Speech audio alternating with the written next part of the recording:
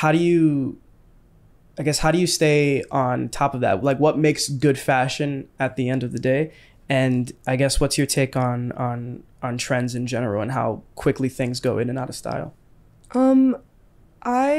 First of all, I really like your style. I want to say that. Oh, thank you. And like, it's really interesting when you think about like what it means, like when I'm perceiving you or if you're perceiving me, because like I can perceive you however I want. I could be like, oh, you're really cool. You're really laid back. You're like trying to be fashionable, but not trying too hard. But like you care about how you look, but you like want to look laid back. I don't know. Is that what you're going for? I mean, that's oh my gosh. typically what I go for. But what if I just totally misinterpreted you like entirely based off of like, you had like a whole different idea about who you were and I just interpreted based off of like how I understand the world. So it's all about like who you I don't know. I think it really doesn't matter how other people perceive you. It's all just like kind of like an internal thing. And that's how clothes really manifest for me anyways, as like a way to feel better about myself and to like be like, who do I want to be?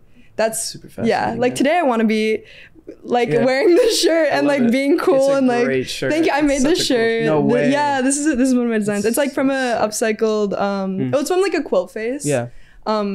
Which is like it's a quilt that was not finished. So we're really changing the question. Is that okay? No, that's okay. Okay. I'm curious. I mean, we're here about fashion. I'm curious about that's great. You made it. Like so cool. A lot of people make stuff from quilts, but then there's this huge kind of controversy about it because it's like, oh, someone like probably a woman spent like hundreds of hours making that quilt, and then you just decided it should be a jacket, and it's like that person really didn't have the consent to say like, oh, it's made into this. But then it's also like, okay, well, if you found that quilt for $5 at a yard sale, like it was basically worth nothing, and then you're transforming into something that's very valuable. So I try to like balance that by using only like unfinished or damaged quilts and trying to like give it a lot of honor and like give the original maker honor and make them happy with what it would be. And also I do like only zero waste patterning, so like none of the like intricate textile patchworking is wasted.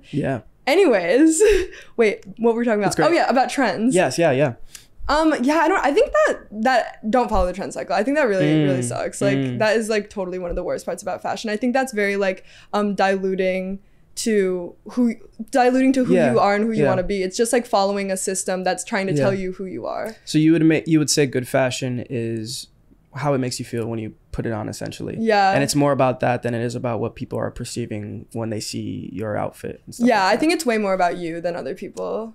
That's and I think it's also about pieces that you really care a lot about. Like I think that if you look in your closet and if you don't remember what's in it, like you shouldn't have it. Like you should really care about the pieces you own. And like something that's really interesting is our relationship with clothing has changed so much, even in the past like 50 years. Like the average household used to spend 33% of their like free income on clothes, and now it's like less than 5%. Really? But we have way more clothes. So they used to buy way less clothes but higher quality, and now we buy way more that are just really low quality. That's so interesting. And this does go into kind of my next question, and talking about fast fashion and how, you know, you said the past 50 years, a lot of that change has been the mass production of clothing and how we kind of came up with a lot of new technology to make clothing much, much, much faster and at higher volumes to sell at cheaper prices.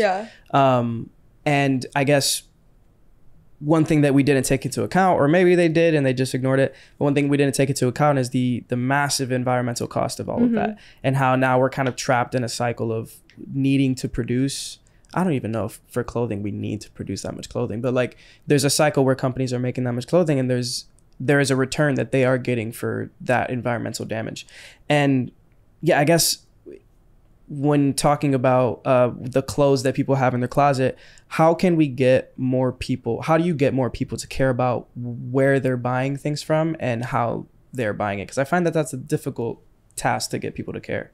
Oh my gosh, that's like what my brand is all about, is like how do you get people to care about clothes? And I think it's about like rebuilding the relationship to like how it's made, because almost everyone who has not like actually sewn something or made something is completely disconnected from like how clothes are made. Like you even just said I'm like, that's totally fine that you just said that. You just said like we invented the technology to make clothes faster, but that's actually not, like we're still using like old sewing technology that they had like decades ago. We have not improved that much. We've made little improvements, but not anything dramatic. The thing that is like dramatically changed is like the labor involved. We just have so many more people working at way higher hours. Maximize the labor. Like people are working way too hard. Like clothing production has, I think, the highest or second highest amount of human labor violations in like the whole world for industries. Yeah, it's insane. Like people are so consistently like exploited, and like it could be clothes that you don't even think are fast fashion, like brands like even like Nike and Adidas have been caught like